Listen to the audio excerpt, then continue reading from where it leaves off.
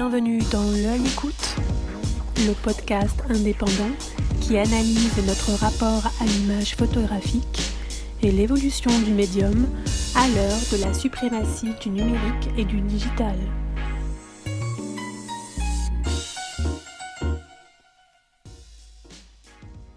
Beaucoup de photographes français ont sillonné les États-Unis, notamment pendant l'âge d'or du photojournalisme des années 60 aux années 90.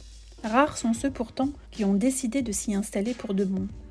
C'est le cas de Jean-Pierre Lafont. Fasciné par l'Amérique, il s'y rend à partir de 1965 pour ne plus la quitter.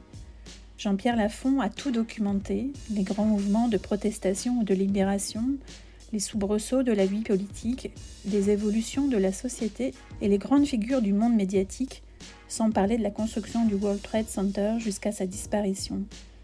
Mais comment résumer près de 60 ans de carrière ? Nous avons confié les rênes de ce défi à Yannick Le Guillanton pour vous emporter dans cette plongée puissante au cœur des profonds bouleversements qui ont secoué les États-Unis depuis la guerre du Vietnam. Nous vous invitons à parcourir à leur côté, et en 2 épisodes, le portrait de cette nation tumultueuse, toujours au cœur de l'actualité internationale, et dont Jean-Pierre Lafont a su si bien capturer l'énergie vitale. Bonjour Jean-Pierre Lafont. Bonjour. Merci de vouloir bien bavarder avec moi. Mais je suis très heureux que vous ayez accepté cette invitation de L'Œil Écoute à l'occasion de votre passage à Paris. Alors, il va être difficile de dresser un inventaire exhaustif de ces 60 dernières années durant lesquelles vous avez exercé votre métier de photojournaliste. Comme il a fallu faire un choix, j'aimerais donc revenir sur votre aventure américaine, puisque ça fait maintenant plus de 50 ans que vous vivez aux États-Unis avec votre épouse Eliane, un pays dans lequel vous avez chacun mené une carrière respective, ancrée dans le domaine de la photographie. Alors pour commencer et revenir à vos débuts, vous êtes né en Algérie en 1935 et vous avez grandi en Afrique du Nord, en Algérie et au Maroc, avant de faire des études en Suisse dans la prestigieuse école photo de Vevey. Qu'est-ce qui vous a poussé vers l'image, vous qui veniez d'une famille de médecins ? Est-ce que dans votre famille, il y avait une culture de la photographie ou de l'image au sens large ? Pas du tout. C'était ma propre envie de faire de la photographie.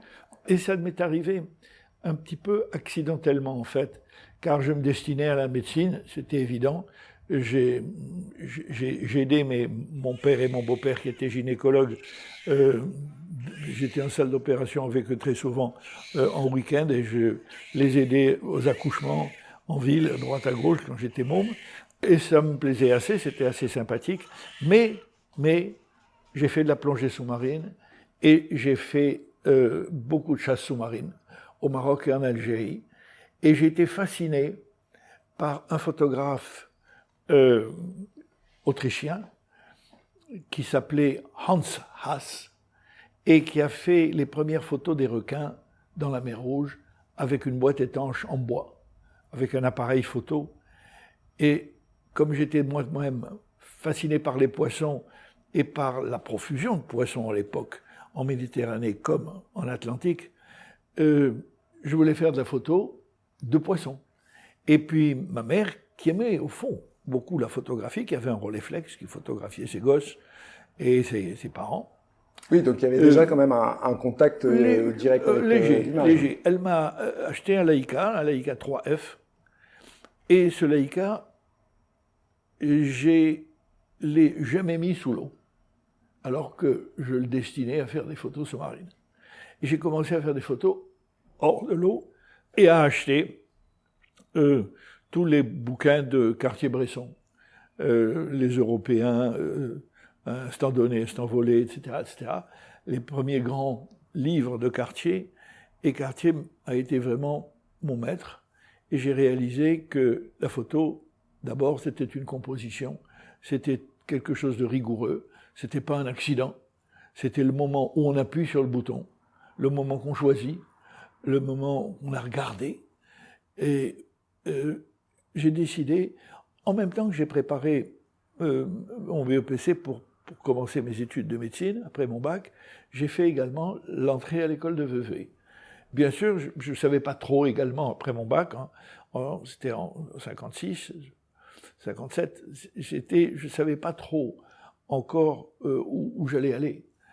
Et comme j'ai réussi tout de suite, j'ai eu le résultat de mon concours pour entrer à l'école de Vevey.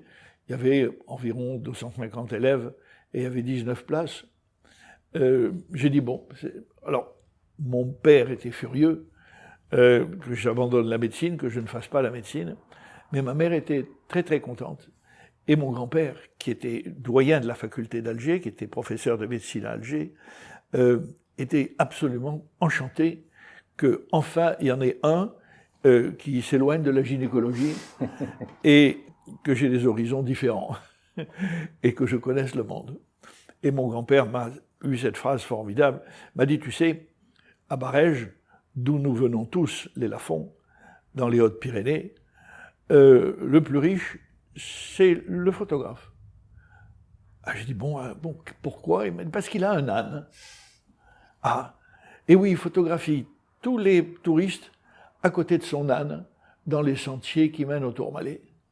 Et il a fait fortune comme ça. Donc c'est très bien. Donc que tu deviennes photographe. Il y avait une ouverture d'esprit de votre famille, en tout cas, pour donc, vous laisser côté réaliser mon autre père, chose. il n'a jamais accepté que je sois photographe. Ça, il m'en a toujours tenu rigueur. Il m'a dit, qu'est-ce que c'est que ce métier, etc. Il a jamais suivi, même que j'en lui envoyais des parutions de grands magazines comme Match ou Stern, etc. Je lui envoyais des grandes parutions. Il me disait jamais rien. Ça l'intéressait pas beaucoup que je sois photographe. Voilà. Vous n'étiez pas entré dans le rang. Non. Alors vous faites un passage à Paris où vous assistez Choura et Sam Lévin, qui sont connus pour leurs portraits. Oui. Pour quelle raison, en avril 1965, décidez-vous de partir à New York? On est alors en plein essor de l'American Way of Life. Complètement. Est-ce que l'Amérique exerçait une fascination sur vous depuis Paris? Pas tellement. Ce qui m'intéressait, moi, c'était le photoreportage. Où qu'il se passe. Que ce soit pendant les ennuis de Prague, ou bien ailleurs, à cette époque-là.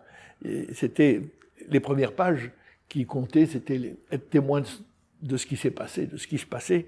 Et puis j'ai un ami qui habitait à côté de moi.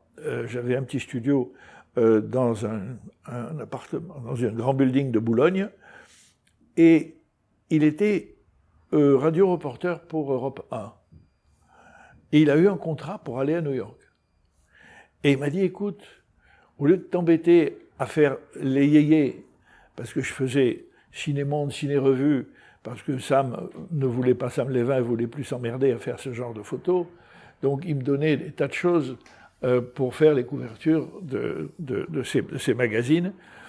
Et Ciné-Revue, Ciné-Monde, tout ça, j'avais tous les chanteurs, tous les yéyés, que je photographiais tout le temps. Et évidemment, c'est très ennuyeux. Bien que Sam Lévin m'ait fait beaucoup confiance, il aimait beaucoup mes photos, et il m'a envoyé photographier Ava Gardner pendant 2 mois à Cinecittà, pendant le tournage de la Nasta Desnuda de la compagnie Metro-Goldwyn-Mayer.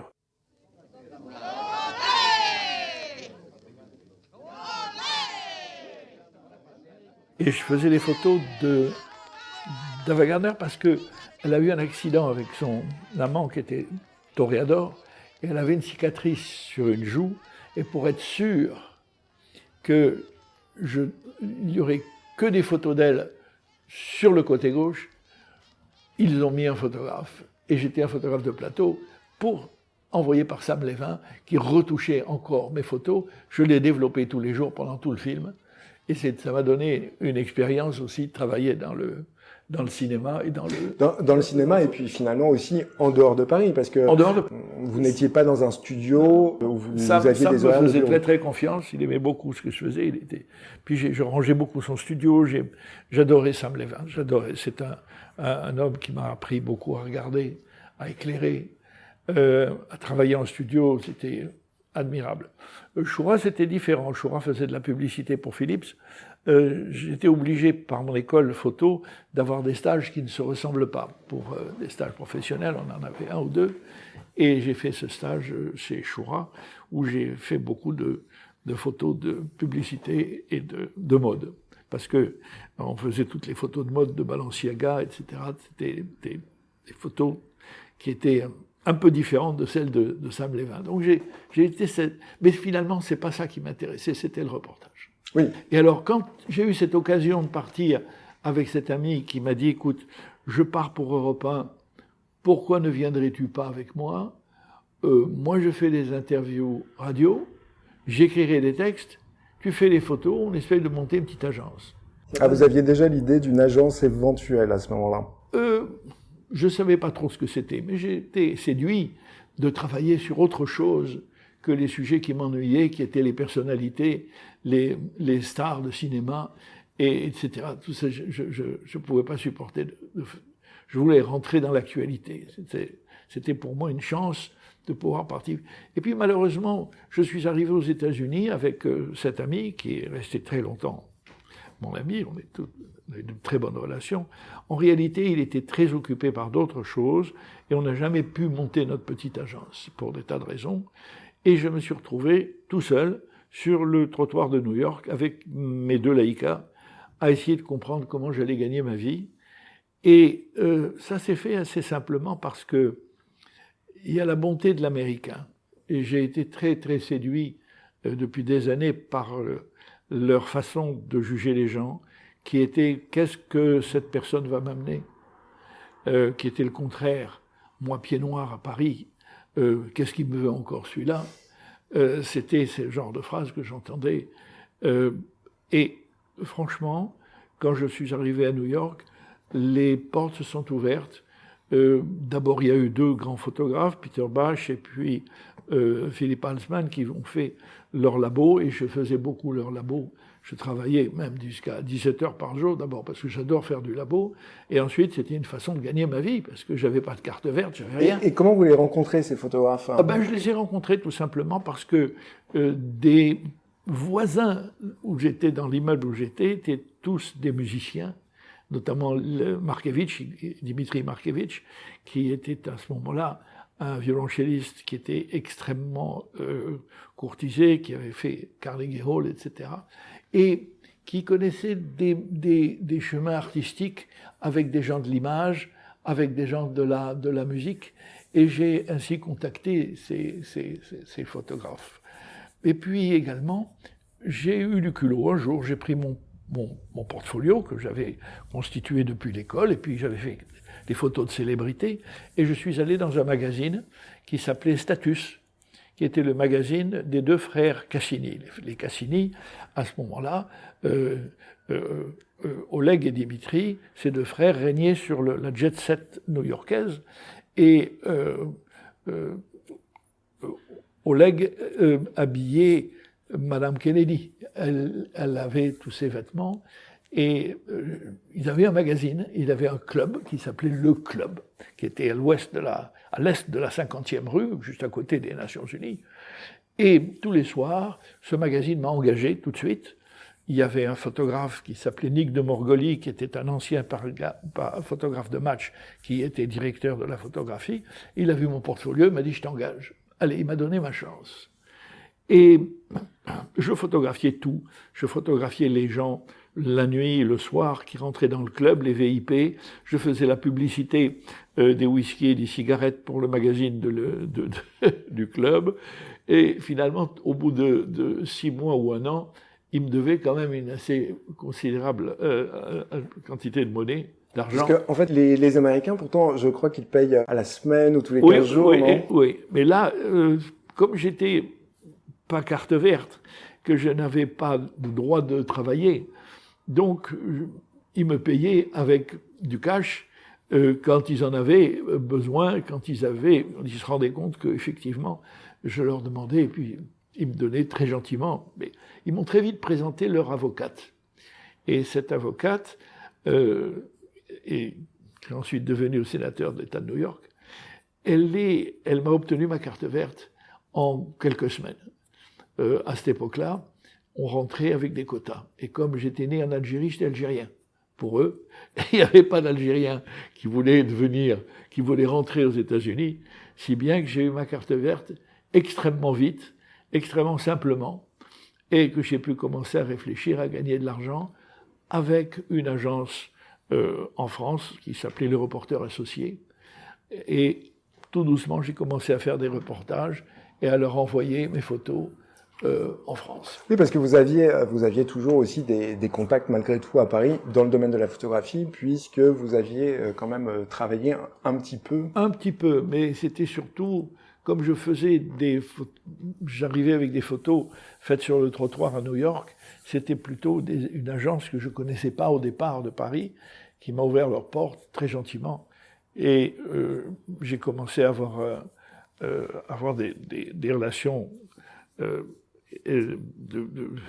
avec eux assez suivies, mais c'était pas une agence à l'époque qui était très forte dans leur calcul de rétribution, et ils me devaient beaucoup d'argent au bout d'un moment, parce que mes photos, je les voyais, elles étaient dans le Jour de France, elles étaient dans le Paris Match, et je recevais pratiquement pas de chèque d'eux. Donc, un beau jour, j'ai fait un beau reportage sur une prison dans l'Arkansas. Et dans l'Arkansas, je retrouve un petit filet d'informations dans le New York Times qui dit qu'il y a 150 prisonniers qu'on est en train de déterrer leurs cadavres, 150 prisonniers qui, soi-disant, s'étaient, entre guillemets, échappés de la prison, en réalité avaient été tués et étaient enterrés dans la prison. On était en train de les ressortir de leur tombe et on les retrouvait un peu partout. Donc j'ai pris l'avion et je suis allé dans cette prison. J'ai passé une journée assez étonnante et j'ai photographié, et Paris Match m'a fait 8 ou 10 pages avec ce reportage. Et quelque temps après, 10-15 jours plus tard, je reçois une lettre, et non pas de coup de téléphone, mais une lettre d'un certain Hubert Enroth. Et Hubert était avec moi un copain à Vevey. On s'était, au fond, pas très connus à Vevey parce qu'il était dans l'année terminale et moi j'étais dans l'année qui débutait. Donc il était parmi les vieux qui partaient avant moi. Et, mais cependant, on s'était quand même vu, et on s'était quand même parlé. Puis il avait créé le journal de l'école de photo. Et j'y ai participé, j'ai fait quelques photos pour lui, etc. Donc, il m'a dit, est-ce que tu es Jean-Pierre Lafont que j'ai connu à Vevey? J'ai dit oui. Il m'a dit, écoute, moi j'ai créé une agence qui s'appelle Gamma, et est-ce que tu veux être mon premier correspondant étranger? Et je lui ai dit oui, mais j'ai un contrat avec Reporters Associés qui se termine en décembre, on est en septembre. Et il m'a dit, écoute, j'attends, je t'attends. Et, voilà. Et effectivement, je suis rentré à Paris, j'ai rompu les ponts plus avant avec Reporters Associés qui me devaient des sous, ils ne pouvaient pas me le donner pour un tas de raisons. Et je suis arrivé en 69, le 1er janvier, à l'agence Gamma, où je suis arrivé comme le 4e photographe. On reviendra justement sur les agences Gamma et plus tard Sigma dans un prochain entretien avec Eliane qui nous parlera du fonctionnement de ces agences photo. Mais vous, en quelques mots, pouvez-vous nous dire ce qu'il y avait de particulier, d'innovant avec ces deux agences? Ce qu'il y avait d'innovant, ce qu'il y avait de particulier, j'ai abordé un tout petit peu le sujet un peu plus haut, c'est que j'avais en face de moi une personne honnête, une personne qui m'a fait un contrat, une personne qui m'a dit tu toucheras un minimum garantie mensuelle qui t'arrivera tous les mois le 30 du mois. Et c'est arrivé. C'était un exploit, pour moi c'était déjà quelque chose de formidable de pouvoir compter sur un peu d'argent pour payer mon loyer à New York, un peu d'argent pour m'avancer mes frais pour me déplacer aux États-Unis, ce que je n'avais pas pu faire avant. C'est assez paradoxal, excusez-moi, parce que en fait, ces années 60, 70, c'est l'apogée de la presse écrite. Enfin, ça marche très bien. Mais également, même un peu par la suite. C'est les mouvements civiques, c'est les mouvements noirs que j'ai très mal suivis parce que j'ai pas pu faire des marches en Alabama. J'avais pas un rond. J'avais $10 en poche. Je pouvais même pas prendre le bus pour y aller. J'avais rien. J'avais pas personne à qui envoyer mes photos. Et puis je ne savais pas ce qui allait se passer.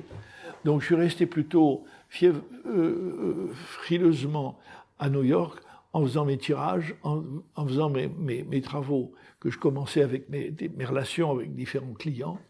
J'ai fait des tas d'autres choses. J'ai fait des photos du lycée français pendant longtemps. J'ai photographié des buildings parce qu'il y avait des architectes qui avaient trouvé qu'ils aimaient bien mes photos avec les éclairages de buildings de New York que je faisais, etc. Ils m'ont employé pour photographier leur construction.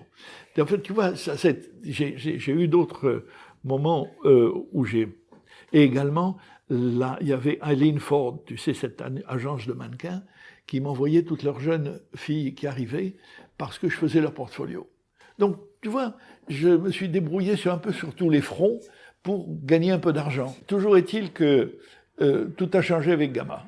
Avec Gamma, tout d'un coup, il y avait des procès à couvrir, il y avait les Nations Unies où il fallait s'accréditer, il y avait l'arrivée au pouvoir de Nixon et il fallait être accrédité à la Maison-Blanche. Donc il y avait une direction professionnelle du photojournalisme qu'enfin j'espérais qui arrivait par Gamma. Et ça s'est admirablement passé jusqu'en 73, où j'ai travaillé donc jusqu'au dernier moment, puisque le décembre 72, mon dernier grand reportage, ça a été les survivants dans les Andes d'un accident d'avion avec tous ces jeunes garçons qui ont dû malheureusement manger 2 ou 3 de leurs amis qui étaient morts dans l'accident d'avion pour survivre. Et j'étais le seul photographe là. Donc ça a été un grand scoop. Et ça, c'est comme ça que c'est terminé mes reportages chez Gamma. Et ensuite, en janvier, je suis passé, exactement en avril, je suis passé en 73 à Sigma. À Sigma. Oui, et d'ailleurs, vous faites bien d'ouvrir cette parenthèse sur l'étranger, puisque là, notre entretien, il concerne New York et les États-Unis. Mais vous avez évidemment une vaste carrière qui s'est faite aux États-Unis à travers ces agences qui vous ont envoyé en fait aux 4 coins du monde pour couvrir l'actualité, ce qui est vraiment l'essence du photoreportage. Surtout après avec Sigma, quand Eliane a créé les grands bureaux de Sigma, où elle avait 200-250 photographes qui travaillaient dans le monde entier pour elle. Et il y avait donc une possibilité de rayonnement mondial pour les photographes de Sigma, depuis même les États-Unis, avec les rapports que nous avions grâce à Eliane, avec Time et Newsweek et Geographic Magazine, etc.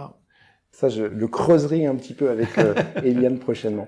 Alors Jean-Pierre, ces années 60-70, elles correspondent au réveil des minorités aux États-Unis, oui, au combat des Noirs, vous l'avez dit, oui, pour une oui, égalité de traitement, à celui oui, des femmes, des homosexuels, qui demandent leur droit à la différence ou oui, peut-être à l'indifférence, oui, à l'explosion du mouvement hippie également. Et c'est aussi, bien évidemment, quand vous arrivez à New York, le temps des manifestations contre la guerre du Vietnam. complètement. Est-ce que vous aviez conscience qu'à travers votre aventure personnelle, vous traversiez ce qu'on appelle la contre-culture aujourd'hui et que vous participiez également à une aventure collective? Est-ce que vous en étiez témoin ou est-ce que vous en étiez acteur? Je croyais effectivement que j'arrivais aux États-Unis à un moment de révolution. Il y avait des démonstrations tous les jours, toutes les semaines, quelque part dans les États-Unis, il y avait des grands mouvements qui réclamaient la paix au Vietnam surtout, et j'étais persuadé que j'arrivais à un moment capital des États-Unis. Et je me suis complètement gouré, parce que la turbulence américaine continue aujourd'hui. Oui, continue aujourd'hui. Ouais. Donc j'ai eu 1 ou 2 belles pages américaines que j'ai pu illustrer, le mouvement des droits de femmes, les mouvements des droits civiques, les problèmes de quelques célébrités comme Mohamed Ali ou Luther King, etc. Et d'autres les ont remplacés. Et la lutte continue, et la turbulence continue. Le drame de l'Amérique avec la fin de Trump, etc., que je n'ai pas illustré parce que je suis maintenant à la retraite depuis 2002. Mais ça prend sa source, en tout cas de l'extérieur, ça semble prendre sa source dans ces années 60. Complètement. Et ça a été très très bien exploité, tout ça. Et c'est très bien vu par Eliane de son fauteuil de directrice de l'agence aux États-Unis.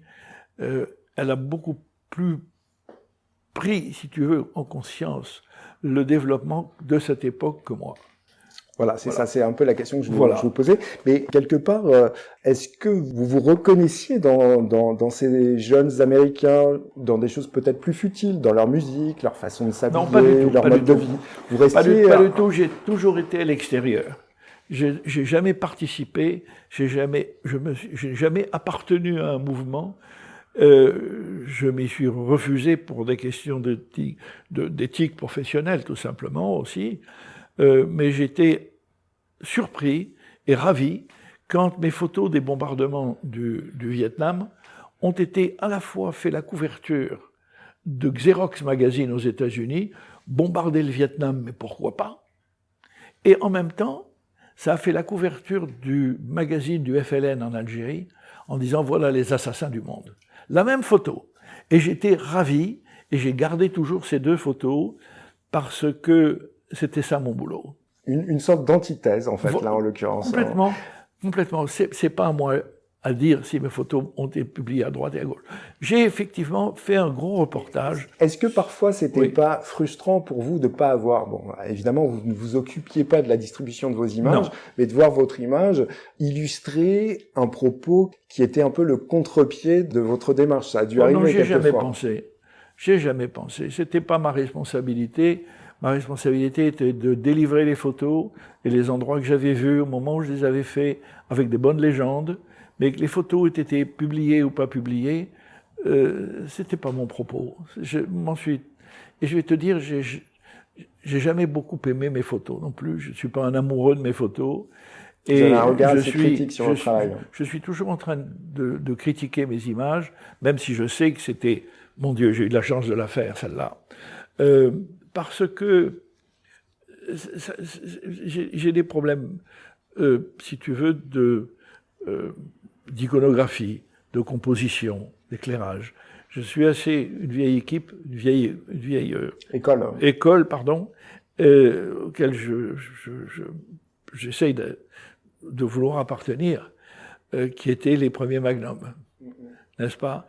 On appuyait sur le bouton et c'était une œuvre. C'était un message, c'était une composition et un éclairage tout à fait mémorable. On se souvenait des photos.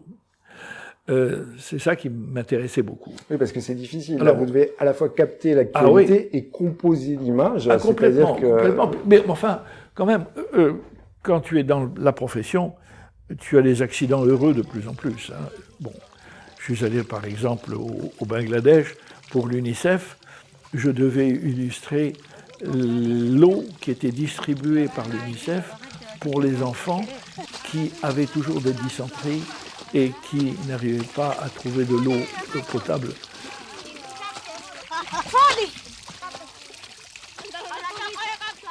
Qui est passé partout dans le monde entier.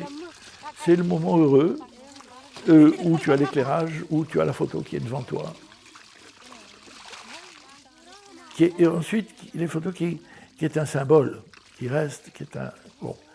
Et ça, j'ai eu ça quelques fois dans ma carrière, c'est bien, quoi. Je suis assez heureux de l'avoir fait, mais quand même, tu dis, bon, j'y retournerai, je ferai ça différemment. Hein, je suis toujours un peu critique de ce que j'ai fait et des photos qui ont paru, en disant, bon, souvent je regarde des photos, tout le monde adore, et moi, je dis, mon Dieu, c'était la seconde avant qui aurait été peut-être un peu mieux, et vous êtes avec un autre objectif. Vous êtes la seule personne qui puisse en juger. Voilà. On va revenir à New York, Jean-Pierre. Quelles sont les images que vous gardez d'une ville de New York au bord de la faillite? Écoute, c'était l'odeur, c'était l'infection, c'était le désordre, c'était les trottoirs qui étaient encombrés, c'était les ramassages des ordures qui se faisaient que de temps en temps. Il n'y avait pas d'argent. La mafia était omniprésente. En tous les cas, moi je ne le voyais pas, mais ça t'est dit. On le voyait dans tous les journaux, dans tous les premières lignes. La drogue, c'était la French Connection, hein, l'arrivée de la drogue française et italienne, qui était la drogue qui était prête à l'emploi. Puis ensuite, il y a eu le fameux Frank Lucas, que j'ai photographié au moment du deuxième combat de Frazier contre Ali. Ali a gagné le deuxième combat. Et j'ai photographié donc Frank Lucas qui, lui, allait changer la French Connection pour toujours, puisqu'il importait de la drogue dure, de la cocaïne à 100%, de l'héroïne complètement pure, dans les cercueils des soldats américains qui rentraient du Vietnam. Du Vietnam, oui.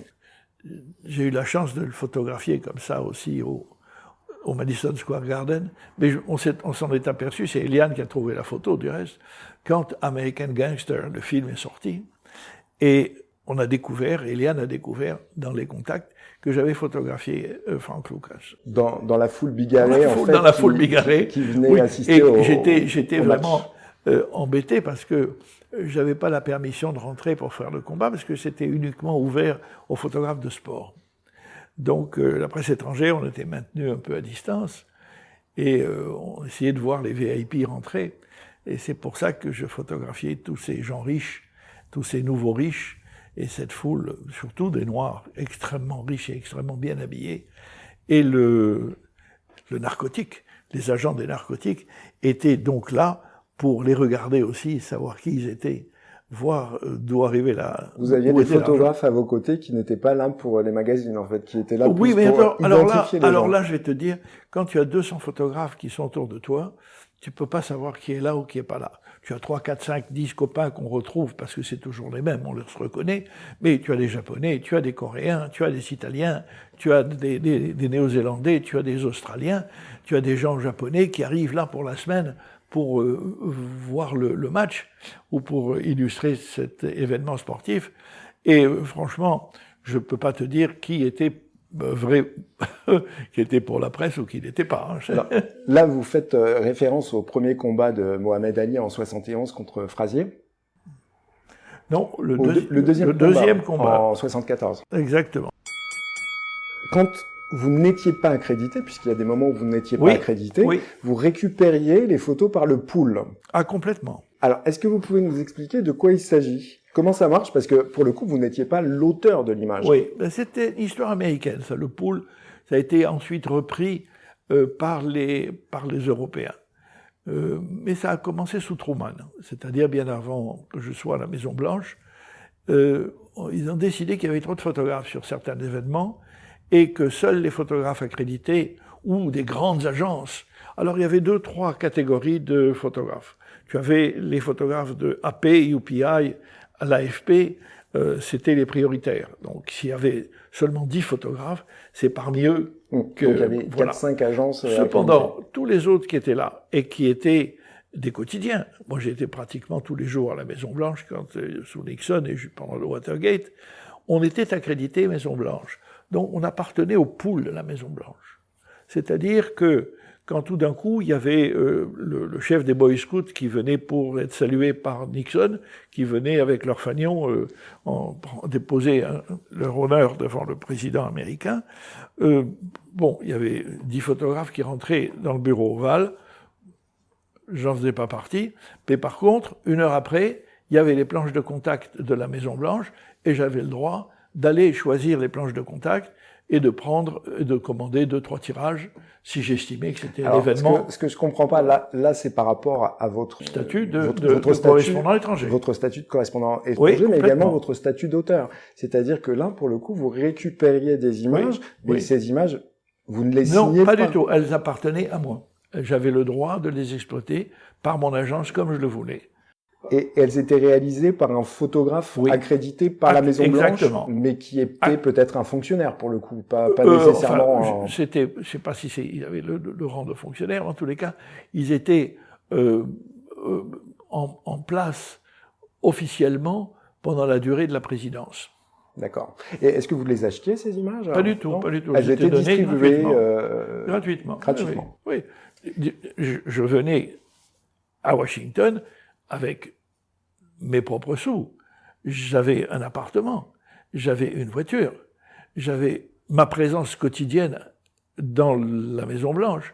J'avais quand même des frais qui étaient reconnus en représentant. Bon, et quand il y avait des visites officielles, là, tous les photographes étaient admis sur les pelouses, étaient admis sur les portiques, et on avait tous la possibilité de photographier Golda Meir, etc., etc. Ce pool, en fait, ça vous permettait de compléter votre travail. Le pool, c'était pas tout à fait complété, c'est-à-dire que on t'empêchait de travailler, donc on t'offrait le pool. Ok. Hein, il y avait des moments où il y avait restrictif, et quand c'était restrictif, bon, mais je te parle de ça c'est une fois tous les 10 jours, hein, ça arrive pas tout le temps, hein, qu'il y a un pool qui sort. Mais en tout cas, savoir qu'il y a un pool, ça Oui. vous permet de savoir que vous aurez les images. Complètement. Et également, on avait une chose qui était très agréable, c'est que quand on voulait voir une présence d'une autorité quelconque qui voyageait, par exemple le roi d'Espagne, hein, ou bien Charles d'Angleterre, je mettais mon nom dans les intéressés. Et je faisais plus partie, il n'y avait plus de pool, je faisais partie des photographes officiels qui avaient le droit de les photographier à la Maison-Blanche. D'accord, vous aviez une Là, sorte j'avais d'accès plus de privilégié voilà. En fonction de vos propres Exact. choix.